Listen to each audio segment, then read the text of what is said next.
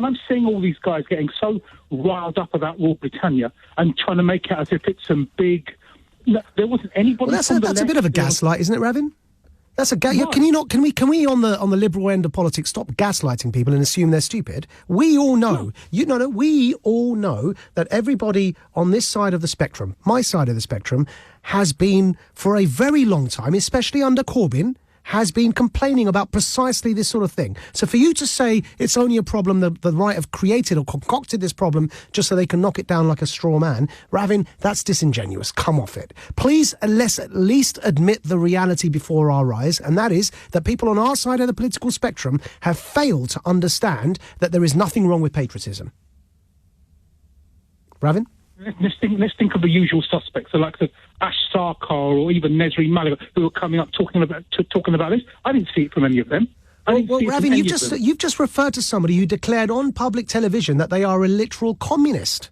Yes, so what? Well, what do you mean? So what? What do you mean? Yeah, so what? So what? Okay, Ravin, let me take that bait, because actually it's really infuriating for me that people on our end of the political spectrum say so what to being a literal communist. Would you say so what? Would you say so what to somebody if they said that they were a literal Nazi? And the reason I put that to you is because look at the number of people that the last time communism was implemented killed, and look at by a number of a few million, the tens of millions that died in both places, and you realise when you say so what to being a literal communist, and the word literal there was used deliberately because her political friend, the director of comms for Jeremy Corbyn, Seamus Milne, has literally written a column saying that it wasn't that bad in the Soviet Union. Now, the only response I've heard so far to this is, oh, well, that wasn't real communism. And that's like saying that wasn't real Nazism. The point is, the one example where this stuff was implemented, fascism in Italy, Nazism in Germany, and communism in what is now Russia but was then the Soviet Union, has led to war, tragedy, and in Germany and Russia's case,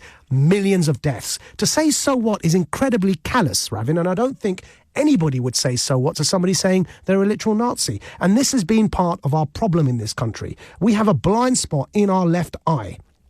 A good boxer fights with both arms up, guards against extremism from the far right and from the far left. And one of the problems we had in this country is that we, on the liberal end of the political spectrum, have not been cleaning our own house while we've been pointing the fingers at the far right, and therefore telling the right wing to clean their house. Unfortunately, everyone listening and everyone in this country can see it right now, Ravin, on our streets. It's not the EDL anymore out there on our streets, basically intimidating people. It's Antifa black shirts.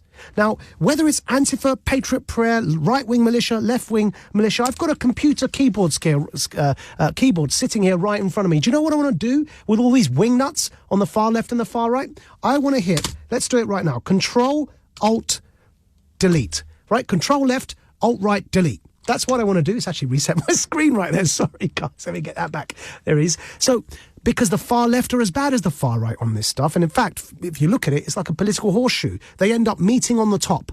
What's the top? Like a horseshoe, right? What's on the top? Authoritarianism, totalitarianism. The far left want to dictate to me, thinking they own my voice, how to speak and think, which is even worse.